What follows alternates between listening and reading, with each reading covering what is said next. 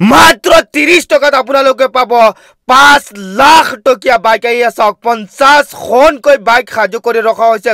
এই মুহূৰ্তত মই আহি উপস্থিত হৈছোঁ গোলাঘাট জিলাৰ ঐতিহাসিক যিখন খেল হ'বলৈ গৈ আছে। মাত্ৰ 24 ঘণ্টা মাজত সময় আছে।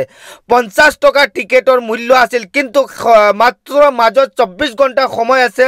মূল দামত টিকেট বিক্ৰী কৰা হৈ আছে। মাত্ৰ 30 টকা দিলেই আপুনি টিকেট পাই যাব। অৰ্থাৎ এখন বুকত আছে 11 পিচ। যদি আপোনালোকে টিকেট সংগ্ৰহ কৰিব বিচাৰে মাত্ৰ 350 টকাত ফুল বুক পাই যাব। যদি আপোনালোকে 50 টকাকৈ এখন টিকেটৰ মূল্য ধৰে তেনেহ'লে এখন বুকৰ দাম 550 টকা হয়, কিন্তু মূল দামত এতিয়া বৰ্তমান দিয়া হৈছে।